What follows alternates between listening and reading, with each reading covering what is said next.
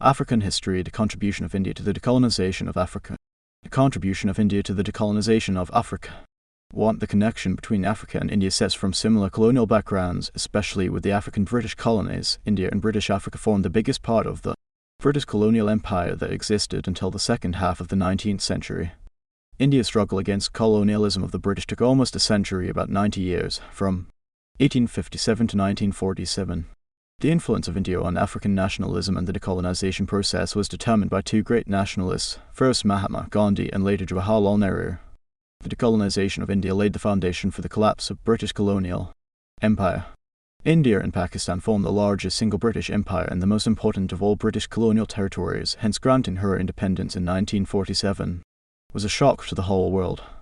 It showed British commitment to decolonization in both Asia and Africa. India and the British colonies in Africa shared anti-colonial sentiments of racial inequality, land grabbing and economic exploitation of native resources. India's independence therefore gave a ray of hope to Africans that decolonization was inevitable. It was thus very impossible for the British colonial office to deny Africans independence after serving India.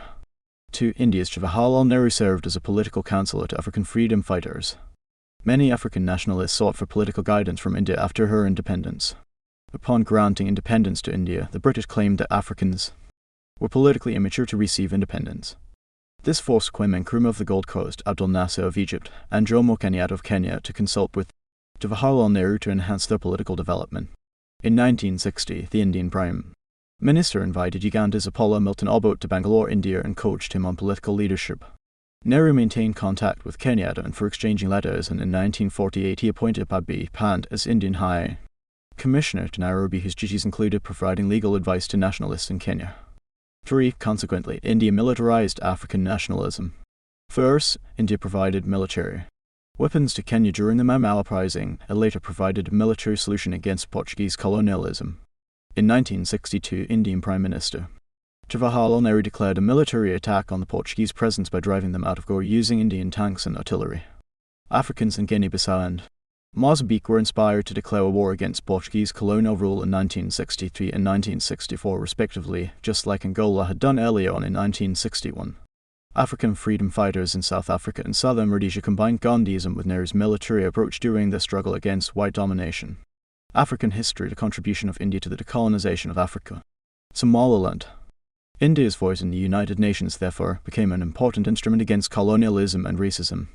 5. In 1956, the government of Jawaharlal Nehru encouraged the censorship banning of racist films against the African race. The government ordered the Indian Central Film Board to deny license to all films which despised abuse the image of the African person or race as primitive. Nehru's gesture policy was aimed at maintaining good relations with the people of the African continent and identifying with them in their trying moments as they struggled for independence.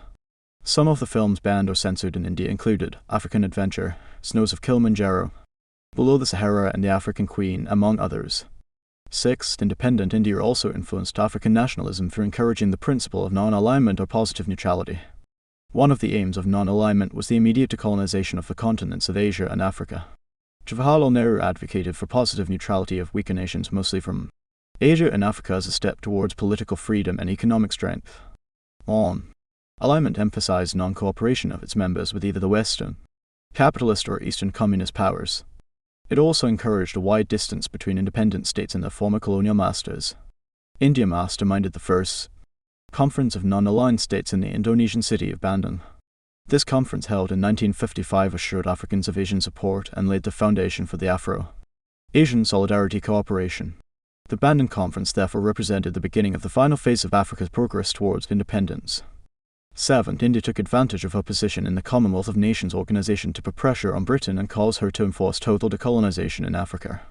Soon after her independence, Jawaharlal Nehru, the Indian Prime Minister, influenced the British government to withdraw from the rest of British colonial territories of Asia and Africa. This eventually led to the independence of the British colonies in Africa, like the Gold Coast, Ghana, Nigeria, Uganda, Tanganyika, Kenya, and Nyasaland, Malawi. 8. India sold to Africa Gandhi's policy of using Christianity against colonial exploitation.